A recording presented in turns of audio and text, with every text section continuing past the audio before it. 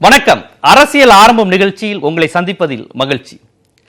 பிரதமர் மோடி அவர்கள் திமுக காங்கிரஸ் கூட்டணி குறித்து பல்வேறு கருத்துக்களை விமர்சனங்களை முன்வைத்திருக்கிறார். அதில் எமர்ஜென்சியில் திமுகவை கடுமையாக தாக்கிய காங்கிரஸ் கட்சியுடன் இவர்கள் அந்த மோதலை மறந்துவிட்டு கூட்டணி வைத்து விட்டார்களா என்ற ஒரு கேள்வியை எழுப்பியிருக்கிறார். அது மட்டுமல்லாமல் முன்னாள் பிரதமர் ராஜீவ்காந்தி அவர்களுடைய கொலை வழக்கிற்காக அமைக்கப்பட்ட ஜெயின் கமிஷன் விசாரணை குழுவில் கடுமையாக மோதிக்கொண்ட திமுகவும் காங்கிரசும் அதனை மறந்துவிட்டார்களா என்ற கேள்வியை எழுப்பியிருக்கிறார். மக்கள் செல்வாக்குடன் பெரும்பான்மையுடன் இருந்த எம்ஜிஆர் அவர்களின் ஆட்சியை கலைத்து துரோகம் செய்தது காங்கிரஸ் கட்சி என்கின்ற விமர்சனத்தை முன்வைத்திருக்கிறார். இதை ஒரு தேர்தல் பிரச்சாரத்தை தொடங்கிவிட்டார் மோடி என்று எடுத்துக்கொள்ளலாமா, அல்லது சமீபத்தில் பிரதமரை மிக கடுமையாக சாடிஸ்ட் மோடி என்று விமர்சித்த ஸ்டாலினுக்கு பதிலடி கொடுக்கும் விதமாக இவரும் தனது பிரச்சாரத்தை தொடங்கிவிட்டார் என்று எடுத்துக்கொள்ளலாமா போன்ற பல்வேறு கேள்விகளுடன் தான் இன்றைய அரசியல் ஆர்வம் நிகழ்ச்சி செல்ல இருக்கிறது.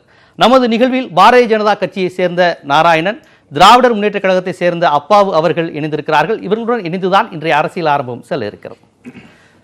நாராயணன் சார்ட்ட இருந்து தொடங்கலாம். சார், ரொம்ப பழைய விஷயங்களுக்கெல்லாம் பிரதமர் போயிருக்கிறார்.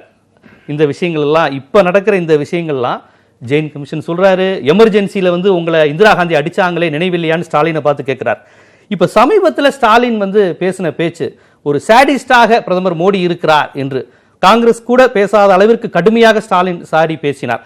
அதற்கு பதில்வினை ஆற்ற தொடங்கிவிட்டார் என புரிஞ்சுக்கலாமா? ஒரு ஸ்டாலின் வெர்சஸ் மோடி அப்படிங்கிற ஒரு யுத்தம் தொடங்கி இருக்குன்னு எடுத்துக்கலாமா? இதை இல்லை, ஸ்டாலின் வர்சஸ் மோடி எல்லாம் பேச முடியாது. ஏன்னா மோடி அவர்களுக்கு நிகரான ஒரு தலைவர் இன்றைக்கு இந்த நாட்டில் எங்கேயும் இல்லை. ஸ்டாலின் அவர்கள் தமிழகத்தில் ஒரு கட்சியினுடைய ஒரு முக்கியமான கட்சியினுடைய பலம் வாய்ந்த மாநிலத்தில் பலம் வாய்ந்த கட்சியினுடைய தலைவர் என்ற அளவில் தான் பார்க்கணும். அதனால் ஸ்டாலின் வர்சஸ் மோடியெல்லாம் வாய்ப்பே இல்லை. இல்லை, இதில் அவர் திமுகன்னு சொல்றத ஸ்டாலினை பார்த்தே கேட்கிறாரு, உங்களை அடிச்ச இந்திரா காந்தியை மறந்துட்டீங்களே அப்படின்னு கேட்கிறாரு. அப்ப ஸ்டாலினுக்கு முக்கியத்துவம் கொடுத்து தானே இப்படி ஒரு வினையாற்ற முக்கியத்துவம்னு இல்லைங்க. இப்போ தமிழகத்தில் கண்டிப்பாக நான் சொன்னது போல பலம் வாய்ந்த கட்சி திமுக. அங்கிருந்து ஒரு விமர்சனம் வரும் பொழுது, இப்போ உதாரணத்துக்கு சாடிஸ்ட் அப்படின்னா என்ன அப்படின்னு சொன்னால், மற்றவர்களுடைய துன்பத்தில் இன்பம் காணுவது.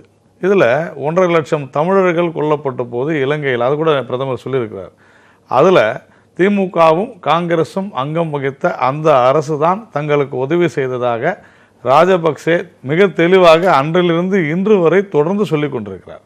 அப்போது அந்த நம்முடைய தொப்புள் கொடி என்று நாம் சொல்கிற அந்த தமிழர்களை 1.5 லட்சம் தமிழர்களை 1 லட்சம் விதவைகள் உருவாவதற்கு காரணமாக இருந்த காங்கிரஸோடு கூட்டணி வைப்பது என்ன விதத்தில்? அதுக்கு பேர் தான் சாடிசம். அதனால தான் சாடிஸ்ட் என்று அவர் சொன்னது ஸ்டாலினுக்கு மட்டும்தான் பொருந்தும் என்ற பொருள்படத்தான் பிரதமர் பேசியிருக்கிறார். இரண்டாவது, காமராஜரை அண்டங்காக்கான்னு சொன்னாங்க. அதே மாதிரி மோடி வச்ச விமர்சனத்துக்கே நிறைய பேசலாம். ஸ்டாலினே எவ்வளவு சொல்லியிருக்கிறாரு, நான் சொல்றேன், ஸ்டாலினே எவ்வளவு சொல்லியிருக்கிறாரு. அதுக்கு ஆதாரம் ஆதாரம் இருக்கு. நான் உங்களுக்கு ஆதாரம் தரேன். அதை பத்தி எல்லாம் நீங்க சொல்லாதீங்க. ஆதாரம் நான் நாராயணன் எது சொன்னாலும் நான் ஆதாரத்தோட தான் இருக்கட்டும். நம்ம இந்த விவாத பொருளே நிறைய பேச வேண்டியது இருக்கு. இதுல நீங்க நிறைய பழைய விஷயங்களுக்குள்ள போயிருக்காரு. நீங்களும் பழைய விஷயங்களுக்குள்ள எமர்ஜென்சி நல்லதா? மறந்துடணுமா? மறந்து விட வேண்டுமா? எமர்ஜென்சியில் ஸ்டாலின் அடிக்கலையா? ஸ்டாலினே இது குறித்து பல பொதுக்கூட்டங்களில் பேசியிருக்காரு. நான் ஆடியோ இப்போ நேற்று கூட இதில் சோசியல் மீடியாவில் வைரலாக வந்திருக்குது. ஏன்னா ஸ்டாலின் அவர்கள் எப்படியெல்லாம், நீ என்ன முதலமைச்சரின் மகனா, கருணாநிதியின் மகனா, துரைமுருகனா அப்படிலாம் கேட்டு எங்களை ஜெயிலுக்குள்ள அடிச்சாங்க, காங்கிரஸ் கட்சியினுடைய உத்தரவின் பேர்ல எங்களை அடிச்சாங்க, இப்படி எல்லாம் ஸ்டாலின் அவர்கள் ஸ்டாலின் மீதான பாசமும் விமர்சிக்கும் பாணியில் ஸ்டாலின் மீதும் திமுக தலைவர்கள் மீது அவர் மரியாதை செலுத்துகிறார். அப்படி இல்ல, நினைவுபடுத்த வேண்டிய கட்டாயத்தில் இந்த நாட்டிலே கொடுமைகள் பல செய்து எமர்ஜென்சி, அதாவது அவசர கால நெருக்கடி என்கின்ற நிலையை கொண்டு இந்த நாட்டை இருட்டிலே தள்ளிய ஒரு கட்சியுடன் நம்முடைய தமிழர்களை 1.5 லட்சம் தமிழர்களை கொன்று குவித்த அந்த கட்சியுடன் நீங்கள் கூட்டணி வைப்பதாக சொல்கிறீர்களே, அதை நினைவுபடுத்த வேண்டாமா? மக்களுக்கு தெரியப்படுத்த வேண்டாமா? கூட்டணி குறித்து உங்களுக்கு கடுமையான விமர்சனம் இருக்கு. இல்ல, காங்கிரஸ் கூட்டணி உறுதியாகுதே அப்படிங்கிறப்ப மோடி இந்த மாதிரி விமர்சனங்களை வைக்கிறார். கூட்டணி இல்ல, தமிழர்கள் குறித்து கவலைப்படுகிறோம். தமிழா இன உணர்வு கொள் என்று சொல்லுகிறோம். அவங்க தமிழா அந்த இன உணர்வு கொண்டுட்டாங்க. இன்னைக்கு நாங்க தமிழா இன உணர்வு கொள்ள சொல்லி திமுக காங்கிரஸ் கூட்டணி வலிமையா இருக்குங்கிறதுனால அது மீது கடுமையான மோடி வச்சிருக்கிறாரு. எங்க வலிமையா இருக்கு? பாராளுமன்ற எலெக்ஷன் பாத்தீங்கன்னா 0, காங்கிரஸுக்கு ஒன்றும் இல்லை, திமுக ஒன்றும் இல்லை, அப்புறம் என்ன வலிமையாக இருக்குது? நீங்க இதை எப்படி பாக்குறீங்க? இந்த கூட்டணி மக்கள் நலனை புறக்கணித்த கூட்டணி அப்படிங்கிற விமர்சனத்துல இருந்து பல்வேறு விஷயங்களை சொல்றாரு. அது அவங்களுக்கு காமராஜர் வரைக்கும் நாங்கள் சொன்னனால எங்கள் தம்பிக்கு ஒரு நினைவுபடுத்த வேண்டியது இருக்கிறது. காமராஜர் டெல்லியில் போகும்போது அவர் வீட்டில் இருக்கும்போது உயிரோட தீய கொளுத்தி பண்ணது யார்? ஜனசங்க கட்சி. அதிலிருந்து ஆரம்பித்தவங்க தான் இவங்க பாரதிய ஜனதா கட்சி. இவங்க காமராஜரையோ தமிழகத்தையோ தமிழ் உணர்வை பற்றி பேசக்கு என்ன இருக்கு? இவங்க சொன்னாங்க இலங்கை படுகொலைக்கு காரணம் அவர் ராஜபக்சே சொன்னார், காங்கிரஸ் ஆட்சியில் இருக்கும்போது எங்களுக்கு உதவி பண்ணாங்க அப்படின்னு சொல்லி அவர் சொல்லும்போது, அதே நாள் அங்கே சொல்கிறாரு சிறிசேனா அவருடைய நினைவு நாளில், வாஜ்பாய் நினைவு நாளில், நீங்கள் இல்லைன்னாக்கி எங்களுக்கு விடுதலை புலியை நாங்கள் அழிச்சிருக்க முடியாதுன்னு சொல்லி அவருக்கு மரியாதை பண்ணிக்கிட்டு அதை சொல்கிறாரு. இப்போ இருக்கக்கூடிய அதிபர் பேசுகிறாரு அதே நாள். ஆக அது ஒரு வெளிநாட்டு பிரச்சனை, அதில் போய் தலையிட வேண்டிய அவசியங்கள் எவ்வளோ தூரத்துக்கு வரணுமோ அவ்வளோ தூரத்துக்கு தான் வர முடியுமோ, அதை தாண்டியெல்லாம் வர முடியாது. செயின் கமிஷன் அறிக்கையை நம்ம பாரத பிரதமர் நேற்று நினைவுபடுத்தியிருக்காங்க, மறுக்கவே மாட்டாங்க இவங்க. ராஜீவ்காந்தியை கொன்னதே சந்திரசாமியும் இவங்ககிட்ட இருக்க சுப்பிரமணிய சாமியும் தான் அப்படிங்கிறது ஊரறிஞ்ச நாடறிஞ்ச எல்லாரும் அறிஞ்ச விஷயம், புக்கே இருக்கு. இவங்க ரெண்டு பேரும் கொன்னதுக்குள்ள அடையாளங்கள் எல்லாமே அதுல பின்புலத்துல பிஜேபி தானே இருக்கு. சந்திரசாமியை கூப்பிட்டு விசாரிச்சிருந்தாங்கன்னா விவகாரமே முடிஞ்சிருக்குமே. அவ்வளவு பெரிய திரட்டு தானே அங்க இருக்கு. இவங்க ராஜீவ்காந்தி அந்த பற்றி பேச வேண்டிய அவசியமே கிடையாது. அதே போல நெருக்கடி நிலையில தலைவர் எங்க தலைவர் தளபதியை அரெஸ்ட் பண்ணதை பற்றி சொன்னாங்க, சந்தோஷம், அரெஸ்ட் ஆனோம். அதை விட மிகப்பெரிய நெருக்கடி நிலையில இப்ப நடந்துகிட்டு இருக்கு. நீங்க தமிழ்நாட்டு இந்திய அளவுல யாருடைய பேஸ்புக்கு தபாலு எது வேணாலும் ஒரு 10 அமைப்புகளை கொடுத்து நீங்க எப்ப வேணாலும் அவங்க என்ன பேசாங்க என்ன எழுதுறாங்கிறதெல்லாம் நீங்க என்ன செய்துக்கலாம், தொடர்ந்து நீங்க அவங்கள ஃபாலோ பண்ணிக்கலாம் அப்படின்னு சொல்லி வெளிப்படையா சொல்லியாச்சுன்னா என்ன அர்த்தம் அப்படின்னு சொன்னா, இப்ப நீங்க என்ன பேசுங்க அப்படின்னு தெரிஞ்சா அதுக்கு கவுண்டர் பண்றது. அப்ப அந்த 10 அமைப்பும் தான் இப்ப கூட்டணியில இருக்கு அவங்க கிட்ட. ஏற்கனவே சிபிஐ, வருமான வரித்துறை, அமலாக்கத்துறை, இவங்க தான் அவங்க கிட்ட கூட்டணியில இருக்கிறாங்க. இப்போ இல்ல, இந்த நேரத்தில் நெருக்கடி நிலையில் திமுக தொண்டர்களும் தலைவர்களும் அடி வாங்கியதை நான் நினைத்து பார்க்கிறேன். ஆனால் திமுக தலைவர்களை நினைச்சு பார்க்காம துரோகம் செஞ்ச காங்கிரஸ் வச்சுக்கிட்டாங்கன்னு சொல்றது திமுக தொண்டர்களையும் அந்த எமர்ஜென்சியில் பாதிக்கப்பட்டவர்களையும் ஒரு கவர்வதற்கான முயற்சியா? நான் அதுக்கு தான் சொன்னேன், காமராஜரை உயிரோடு எரிச்ச ஜனசங்கம் இந்த பிஜேபி, இவங்க தமிழ்நாட்டு மக்களை பற்றி ஒரு தமிழ் தலைவரை, அகில இந்திய தலைவரை அவ்வளவு பெரிய துரோகம் பண்ணவங்க இன்னைக்கு தமிழ்நாட்டுக்குள்ளே அப்போ வரக்கூடாதுல்ல. இவங்களுக்கு என்ன ஆர்எஸ்எஸ்ல இருந்து வந்தவங்க, இன்னைக்கு சுதந்திரம் வேண்டான்னு சொன்னவங்க, சுதந்திர நாட்டில் எதுக்கு இருக்காங்க? இவங்க நம்ம ஆர்எஸ்எஸ் இயக்கத்தை ஆரம்பிச்சவரு அங்க இருந்து அந்தமான் தீவுல இருந்து கடிதம் எழுதி என்னைய விட்டுருங்க, நான் சுதந்திர போராட்டத்துக்கு நான் இது பண்ண மாட்டேன், உங்களுக்கு ஆதரவாட்டு பிரச்சாரம் பண்ணக்காவது என்னைய விடுதலை பண்ணுங்க. சுதந்திரத்துக்கு சுதந்திர போராட்டம் ஆரம்பிச்சிருக்கு. நீங்க கேட்டீங்கன்னா நான் பதில் சொல்லணும்ல. சுதந்திரமே வேண்டான்னு சொன்னவங்க, சுதந்திர போராட்டத்துக்கு எதிராக போனவங்க, அந்த வரலாறுனா ரொம்ப ஒரு கருத்தியல் ரீதியா போகும் போனவங்க. சுதந்திர நாட்டை பற்றியோ சுதந்திரத்தை பற்றியோ பேசுறதுக்கு என்ன இருக்கு? இவங்க தலைவர் யாரு இருக்கா இன்னைக்கு பெருமைப்படுத்தா? படேல் யாரு? காங்கிரஸ் தலைவர், நாட்டுக்காக உழைச்சவரு. காங்கிரஸ் தலைவரை தூக்கி கொண்டு வச்சு காங்கிரஸ் மீது பழைய நினைவுகளை காங்கிரஸ் இவ்வளவு செய்திருக்கிறது தமிழர்களுக்கு அப்படின்னு அவர் நினைவுபடுத்தி விமர்சிச்சு பேசுவது தமிழ்நாட்டில் எடுபடுமா எடுபடாதா? அதாவது 4.25 வருஷம் ஆட்சியில் இருந்திருக்கிறாரு. தமிழ்நாட்டுக்கு ஏதாவது செய்திருந்தா அதை சொல்லி எனக்கு வாக்களி சொல்ல முடியலங்கிறீங்களா? அதுக்கு எதுவுமே இல்லை, அதனால ஒண்ணுமே சொல்ல முடியலன்னே வரலாறு தான் பேச முடியுமே தவிர வேற எதுவுமே இல்ல. சூழ்நிலையில கஜா புயலுக்கு என்ன செய்யல, ஒரு இதுவரைக்கும் ஒரு அனுதாபம் தெரிவிக்கிற ஸ்டெர்லைட்ல 13 பேர். ஏமா இது என்னையா 15 வருஷத்துக்கு முன்னால ஒரு ட்விட்டர் போட்டாருன்னு இன்னைக்கு சொல்லதா? சம்பவம் நடந்த அன்னைக்கு எல்லாரும் டிவி பார்க்கவும் ஊடகம் இருக்கு. நீங்க அவங்க ட்விட்டர்ல போட்டுதான் போட மாட்டீங்களா? நீங்க அமெரிக்காவில் துப்பாக்கி சூட போடுதீங்க, நீங்க கேப்டன்ல தண்ணியில் எண்ணி போடுதீங்க, ட்விட்டர்ல உங்க பிரதமர் போட்டாருன்னு சொல்லி பிரதமர் அப்பாவு சொல்லுகிற விமர்சனமும் அதை தான் முன்வைக்கிறார். அதாவது இப்பொழுது பிரதமர் நாங்கள் செய்திருக்கிறோம் என்று சொல்லாமல் திமுக காங்கிரஸ் கூட்டணியில திமுக தொண்டர்களையும் தலைவர்களையும் பார்த்து உங்களை அவங்க அடிச்சாங்கல்ல, உங்க ஆட்சியை கலைச்சாங்கல்ல, உங்களுக்கு துரோகம் செஞ்சாங்கல்ல அப்படின்னு இப்படி சொல்லி பிரச்சாரம் செய்யற யுத்தியை நம்ம எப்படி பாக்குறது? தன்னை பற்றி சொல்லாமல் எதிர்க்கட்சியில் இருக்க கூட்டணியில் நீ கூட்டணி சேர்ந்திருக்க கட்சி உனக்கு துரோகம் செஞ்சுச்சே அதை நினைவுபடுத்தி பார் அப்படி என்று சொல்லுகிற அந்த பாணியை நம்ம எப்படி சொல்றது? அதான் அவரும் விமர்சனம் செய்யறாரு. உங்களுடைய கேள்விக்கு நான் பதில் சொல்றதுக்கு முன்னால அவர் சொன்ன சில விஷயங்களை நான் கோடிட்டு காமிக்கிறேன். முதல்ல அவருக்கு வரலாறு தெரியாம பேசுறாரு. எங்க ஊர் ஐயா, ஆனாலும் வரலாறு தெரியாமல் பேசுகிறார். ஆர்எஸ்எஸ்ஐ துவக்கியது யார் என்று கூட அவருக்கு தெரியவில்லை. அந்தமான் சிறையில் இருந்தாங்க. ஆர்எஸ்எஸ்ஐ துவக்கியது டாக்டர் ஹெட்கேவார் அவர்கள். அதனால அது தெரியாத அவர் பேசுறாரு. அதனால நான் அதை இக்னோர் அதுக்குள்ள போக வேண்டாம் ஐயா.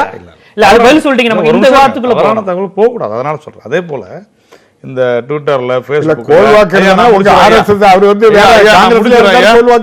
நான் முடிச்சிடுறேன். கோல்வாக்கர் ஆர்எஸ்எஸ்ல உள்ள முக்கியமான தலைப்புக்குள்ள மட்டும் போவோம். முடிச்சிடுறேன்.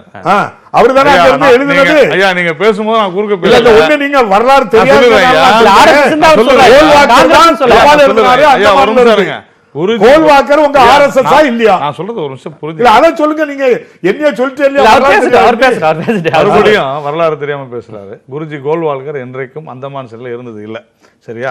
அடுத்தது இன்னைக்கு தலைப்புக்குள்ள வந்துரும். இல்ல இந்த இது சொன்னார். இந்த ஃபேஸ்புக் இதெல்லாம் பண்ணாங்க அப்படின்னு.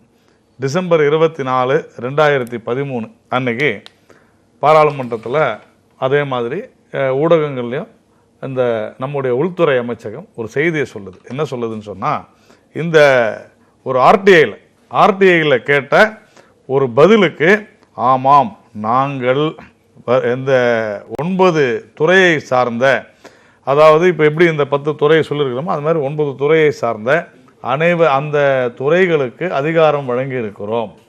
9000 ஃபோன்களை இது வரைக்கும் நாங்கள் உளவு பார்த்துருக்கிறோம். 500 இமெயிலை உளவு பார்த்துருக்கிறோம் என்று அந்த அமைச்சகம் தெளிவாக சொல்லியிருக்கிறது. அதனால் உங்களுடைய ஆட்சியில் தான் 2009 தான் இது நடந்தது. உங்களை திமுக அமைச்சர் தான் அப்பெல்லாம் இருந்திருக்கிறாங்கன்றது ஞாபகம் வச்சுங்க. சும்மா பேசுறதுல ஒன்றும் அர்த்தம் இல்லை. நான் தெளிவாக சொல்கிறேன், தேதியோட சொல்கிறேன், பாராளுமன்ற ஆவணங்களோட சொல்றேன். நான் கேட்பது, இப்போது ஸ்டாலினை பார்த்து அவர் பேசுகிறார். ஸ்டாலின் விமர்சனம் செஞ்சதுக்கு அப்புறம் சொல்றாரு உங்களை அடித்த இந்திரா காந்தி. இது மோடிக்கு இது தேவையில்லாத அவங்க கட்சி கூட்டணி. அதுல திமுக தலைவர் ஸ்டாலின் மீது ஒரு அனுதாபம் அடி வாங்கினீங்க, தழும்புகள் இருந்துச்சு, உங்களை அடிச்ச காங்கிரஸோட கூட்டணிங்கிறப்ப இதை உடைப்பதற்கான வழியை தானே அவர் பாக்குறாரு. மோடிக்கு எது தேவை எது தேவையில்லை என்பதை ஜீவாவோ நாராயணனோ அப்பாவோ முடிவு செய்ய முடியல. அவர் ஸ்டாலினை பார்த்து தான் பேசுறாரு. யாரை பத்தி வேணாலும் பேசலாம். ஏன் கருத்து சுதந்திரம் இல்லையா? கருத்து உரிமை இல்லையா? என்னங்க அநியாயமா இருக்குது இது? Is a democratic country. Stalin மீது நாட்டுல ஒரு யார் சாடிஸ்ட், அதுதான் சொல்ல வரேன் நான். யார் அனுதாபம் இல்லாத, நினைவுபடுத்துறோம், பாசம் இல்லாத, உங்களை அடிச்ச இந்திரா காந்தியோட கூட்டணி வைக்கலாமா? இந்த அளவிற்கு இந்த நாட்டை நாசப்படுத்திய கட்சியோடு நீங்கள் கூட்டணி வைக்கலாமா அப்படின்னு கேட்கிறாரு. ஐயா கூட அப்போ காங்கிரஸ் தான் இருந்தார், தெரியும், ஐயாவுக்கு எல்லாமே தெரியும். நான் என்ன கேட்குறேன், இந்த 1.5 லட்சம் தமிழர்கள் குறித்து அது வெளிநாட்டு பிரச்சனைன்றாரு. இனிமேல் அப்போ இலங்கை பிரச்சனை பத்தி பேசாதுமா திமுக? இனிமேல் இல்லைங்க, அவங்க சொல்றாங்கல்ல, ஐயா அப்பா அவர்கள் சொன்னதான் நான் பேசிட்டு இருக்கிறேன். அது வெளிநாட்டு பிரச்சனை அவ்வளவுதான் அப்படின்னாரு. நான் இனிமேல் வெளிநாட்டு பிரச்சனையை பத்தி இலங்கை தமிழர்கள் குறித்து திமுக பேசாது சொல்ல முடியுமா அவரால்? சொல்லுங்க. இல்ல அதே மாதிரி உங்க பிரதமர் வெளிநாட்டு பிரச்சனை பேசுறாங்க. நான் சொல்றேன், நான் ஒரு நிமிஷம் இருங்க ஐயா. அதே ரெண்டு பேருக்கும் அதே ஐயா நீங்க பேசும்போது நான் குறுக்கு மோடி பேசின விஷயத்துக்குள்ளே போறேன். நான் இங்க பேசின கஜா புயல், ஒரு ஊடகவியலாளராக நான் உங்கள்கிட்ட கேட்கிறேன். கஜா புயலுக்கு மறுநாள் காலையில நீங்க உங்களுடைய ஊடகத்துல, உங்களுடைய நியூஸ் 18 தமிழ்நாடுல பிரதமருடைய செய்தி வெளிவந்திருக்கிறதா இல்லையான்றது ஐயாவுக்கு தயவு செஞ்சு இதுல இப்போ விஷுவல்ல போட்டு காமிங்க. இல்லைன்னா அட்லீஸ்ட் அவருக்காக சொல்லுங்க. தவறான செய்தியை பரப்பி கொண்டு வருகிறார்கள். மன்மோகன் சிங் ஐயா இருக்குயா, நான் உங்களுக்கு ஆதாரம் ஒரு குற்றச்சாட்டு தொடர்ந்து வைக்கப்பட்டு வருகிறது. நானே மறுக்கல. நீங்க சொல்லுங்க, வந்துருச்சு சொன்னா வெளியே வந்துடுறேன். ட்விட்டர்ல தவிர முதலமைச்சருக்கு தகவல் அனுப்பி இருக்கிறாரா இல்லையா? நான் கேட்கறது பிரதமர் பத்தி, நான் முதலமைச்சரை சொல்லவே இல்லை. முதல்வருடைய விமானம் கூட, ஹெலிகாப்டர் கூட அங்க தரையிறங்க முடியவில்லை. அது புரிஞ்சுங்க. சோ அதனால இதை வந்து ஒரு மலிவான அரசியல் செய்வதை நான் விட வேண்டும். இப்போது தானே புயலுக்கு வந்து மன்மோகன் சிங் வந்தாரா அப்படின்னு கேட்டா எவ்வளவு மோசமான விஷயம். இல்ல இப்போது இந்த 4.5 ஆண்டு கால ஆட்சியில் பாஜக தனது சாதனையை சொல்லி வாக்கு கேட்காமல் திமுக ஒரு மாநிலத்தில் திமுக காங்கிரஸ் கூட்டணியில திமுகவை பார்த்து காங்கிரஸோட சேராத மோசமான கட்சின்னு அறிவுரை சொல்ல வேண்டிய அவசியம் தங்களை முன்னிறுத்த வேண்டியதானே, பாஜகவை முன்னிறுத்த வேண்டியதானே. அதாங்க நாங்க எப்படி பிரச்சாரம் பண்ணோம், எப்படி வந்து இன்னொரு கூட்டணியை பத்தி பேசணும்னு எங்களுக்கு தெரியும். அப்ப எதிர்க்கட்சி கூட்டணி வலிமையா இருக்கான்னு? வலிமையா இல்ல. காங்கிரசும் திமுகவும் சந்தர்ப்பவாத கூட்டணி. தொடர்ந்து என்ன சொன்ன கூடா நட்புன்னு சொன்னாங்களா இல்லையா? ஐயா சொன்னாங்க ஜனசங்கத்துல வந்து போனாங்கன்ட்டு. நான் சொல்றேன், நீங்க தானே ஆட்சியில் இருந்தீங்க, மத்தியில் ஆட்சியில் இருந்தீங்க, எதனா எஃப்ஐஆர் இருக்குதா? ஜனசங்கம் தான் செஞ்சாங்கன்ட்டு ஒரு எஃப்ஐஆர். இவங்களா கட்டுக்கதை அது ஜனசங்கம் வரலாறுக்குள். காமராஜரை கட்சி விட்டு தூக்கி எறிந்த காங்கிரஸோடு நம்ம கர்ம வீரர் உங்க சார் யார் சொன்னது? அவர் இறக்கும் வரையில் காங்கிரஸ்ல சேரவே இல்லை, அவ்வளவுதான். அவரை கைது செய்ய துணிந்தது காங்கிரஸ். காமராஜரை ஒழித்த காங்கிரஸோடு கூட்டணி வைக்கலாமா? உங்க பிரதமர் மோடி அவர்கள் எமர்ஜென்சிக்கும் திமுகவுக்கு உள்ள பிரச்சனையை சொல்றாரு, நீங்க எமர்ஜென்சிக்கும் காமராஜருக்கும் உள்ள பிரச்சனையை சொல்றீங்க. அக்டோபர் மாதம் 2ஆம் தேதி காந்தி ஜெயந்தி அன்னைக்கு காமராஜர் இருந்தாரு. அப்படின்னா ஆச்சாரிய கிருபானலினிய காந்தியினுடைய மகனையும் கைது செய்த காரணத்தினால ஹார்ட் அட்டாக் வந்து இறந்து போனாரு. இல்ல இப்ப பிரச்சனை இப்ப வந்து இதே வார்த்தையை திமுக தலைவரும் சொல்லியிருக்காருல காங்கிரஸை பார்த்து. இப்ப மோடி அவர்கள் வந்து காங்கிரஸை துரோகம் செய்த கட்சின்னு சொல்லியிருந்தாருன்னா 5-6 வருடங்களுக்கு முன்னாடி திமுக தலைவராக இருந்த கலைஞர் அவர்களுமே அந்த வார்த்தையை சொல்லியிருக்காரு. காங்கிரஸ் எல்லாமே மறந்துட்டாங்க. யாரு? பாரத பிரதமர் சொன்னது எல்லாமே மறந்துட்டாங்க. 15 கோடி ரூபாய் அக்கௌண்ட்டுக்கு தருவேன்னாங்க. நீங்க அதை தரல. இப்ப கருப்பு பணத்துக்கு நான் அதை கேட்கல. அந்த விஷயம் அதை சொல்லக்கூடாதுன்னு அவர் சொன்னதை நான் சொல்லக்கூடாதா? அந்த 15 லட்சம் ரூபாய் எங்களுக்கு அக்கௌண்ட்ல அவங்க போடாண்டா. அக்கௌண்ட்ல இருந்து 10,000 கோடி ரூபாயை ஏன் எடுத்தேன்னு தான் கேள்வி. ஒரு அக்கௌண்ட்ல நான் சம்பாத்தியம் பண்ணி 2,000 தான் போட முடியும், 500 தான் போட முடியும் அப்படின்னா நீ 5,000 ரூபாய் உன் அக்கௌண்ட்ல இல்லை அப்படின்னு சொன்னதுக்காக 4,313 கோடி ரூபாய அக்கௌண்ட்ல இருந்து எடுத்திருக்காங்க. ஏடிஎம்ல 4 ட்ரிப் தான் எடுக்கணும், நீ 5 ட்ரிப் எடுத்தா அதுக்கு அவதாரம். ஆக 10,000 சொல்ல விடுங்க, 10,000 கோடி ரூபாய் ஒரு சாமானிய மக்களுடைய வங்கி கணக்கில் கொள்ளையடிச்ச ஒரு ஆட்சி வெளிநாடுகளுக்கு சுற்றுப்பயணம் செய்து விளம்பரம் செய்ததுக்கு 10,000 கோடி ரூபாய் செலவு. யார் பணம்? மக்களுடைய வரி பணம். அவங்க சம்பாத்தியம் பண்ணி போட்ட பேங்க்ல இருக்க வங்கி பணத்தை கொள்ளையடிச்ச ஒரு ஆளு பிரதமர் இருக்கிறாரு. நான் கேட்கிறேன், எங்களை இவ்வளவு கொள்ளையடிக்கிறீல்ல? 2.25 லட்சம் கோடி ரூபாய். இப்ப இந்த 4.25 ஆண்டுல 2.25 லட்சம் கோடி ரூபாய் 15 கார்பரேட் கம்பெனிக்கு கடனை ரத்து பண்ணிருக்கீங்க நீங்க. அப்ப கடனை 2.25 லட்சம் கோடி ரூபாய் கார்பரேட்டுக்கு ரத்து பண்ற நீங்க சாமானிய மக்களுக்கு எங்களுக்கு என்ன செய்தி வேண்டிதான்? நீங்க வந்து கல்வி கடன் வாங்கியிருக்கோம், விவசாய கடன் வாங்கியிருக்கோம், மகளிர் சுய உதவி குழு, இது சாமானிய கீழ்மட்டத்தில் வாங்கின கடன். இந்த கடனை இந்த கடனை வசூல் பண்ணதுக்கு தனியார் கம்பெனிக்கு கொடுத்திருக்க இந்த அரசு. நான் எங்க சகோதரர் நாராயணன் கேட்கேன், ஒரு தனியார் கம்பெனிக்கு இந்த கடன்களை வசூல் பண்ணக்கு சாமானிய மக்கள்கிட்ட இருந்து வசூல் பண்ணக்கு எவ்வளவு ரூபான்னா 15% அந்த கம்பெனி கட்டினா போதும். மீதி 30% 15 வருஷம் கழிச்சு கட்டினா போதும். இவ்வளவு சலுகை ஏழைகளை வசூல் பண்ணக்கு கொடுக்கிற இந்த அரசு அந்த ஏழைகளுக்கு கொடுக்கிற இந்த கம்பெனிக்கு கொடுக்கிற சலுகையை ஏன் இந்த ஏழைகளுக்கு கொடுக்கலங்கிறதா எங்க கேள்வி. இது நீங்கள் தொடர்ச்சியா வைக்கிற மோடி அவர்கள் நேற்று வைத்த அந்த விமர்சனம் திமுக காங்கிரஸ் கூட்டணிக்குள் ஒரு சலசலப்பை ஏற்படுத்தும். அது எப்படி ஏற்படுத்துங்க? காங்கிரஸும் திமுகவும் அவ்வளவு ஐக்கியமாட்டு இருக்கு. நீங்க தான் முதல்ல கேட்டாங்க, நீங்க பிரதமரை அறிவிச்சு பாருங்க, கேண்டிடேட் அறிவிச்சாச்சு. நீங்க வந்து திமுக ராகுல் காந்தியை ஏற்றுக்கொள்ளுமான்னு நாங்களே அனௌன்ஸ் பண்ணியாச்சு. ஏற்றுக்கொள்ளாங்க.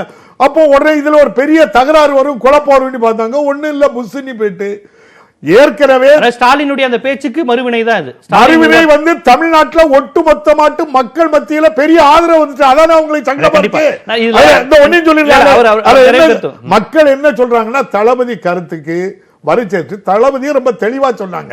இது வந்து நாங்க எதிர்கட்சிக்காரங்க கூடி பேசி முடிவெடுத்த முடிவில்லை. தமிழக கூட்டணி தலைவர் என்ற தமிழகத்தினுடைய கூட்டணி கட்சியினுடைய தலைமை பொறுப்பில் இருந்து என்னுடைய கருத்தை நான் சொல்றேன் இல்ல, அப்படின்னு தான் பதிவு இல்ல, இப்ப பண்ணிருக்காங்க. இன்னொரு விஷயமும் நேற்று பிரதமர் பதிவு செஞ்சிருக்கிறார். ஒரு பக்கம் திமுகவுக்கு துரோகம் செஞ்ச காங்கிரஸ் ஸ்டாலினை அடித்த இந்திரா காந்தி அதை வலிமையா பதிவு செய்யறாரு.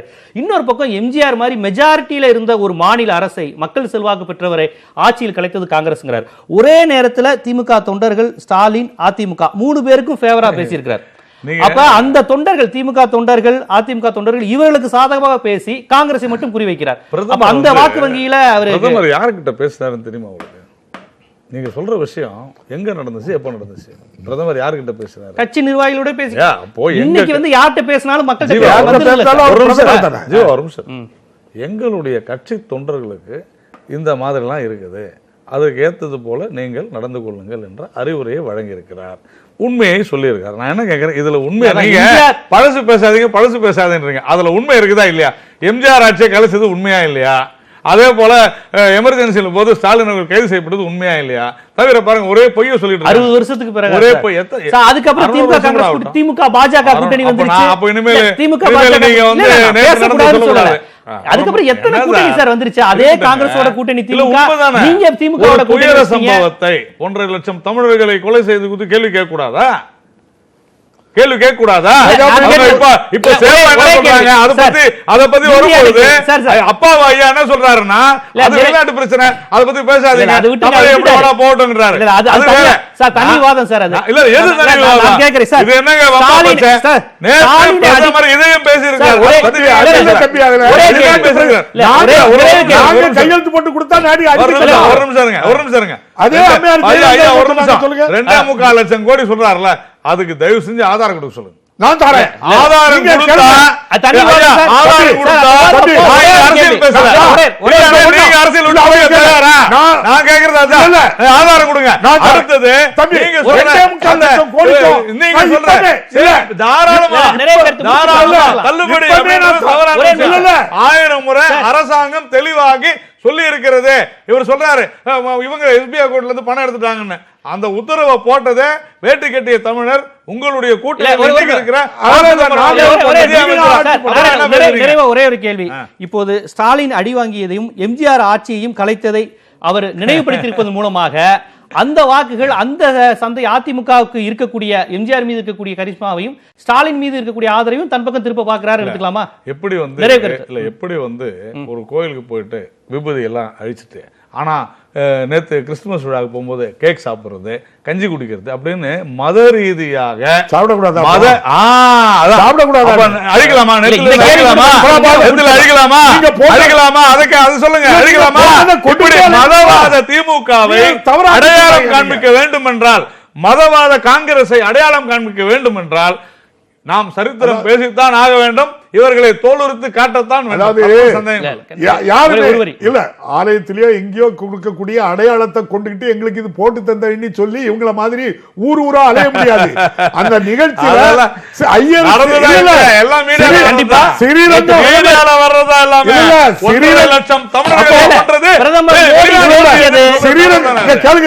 ஸ்ரீரங்கம் கோயில்ல அவங்க வந்து ஒரு மத அடையாளத்தை வச்சத கேவலப்படுத்த முடிச்சிட்டு வெளியே வந்தவரதான்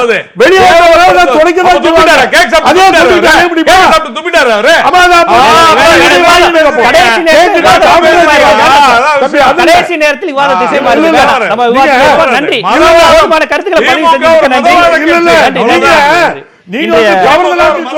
இன்றைய அரசியல் ஆரம்பம் நிகழ்ச்சியில் நேற்றைய பிரதமர் உரை குறித்து பல்வேறு விஷயங்களை பதிவு செய்தார்கள். கலந்து கொண்ட உங்க இருவருக்கும் நன்றி. மீண்டும் ஒரு அரசியல் ஆரம்பம் நிகழ்ச்சியில் நாம் சந்திக்கலாம்.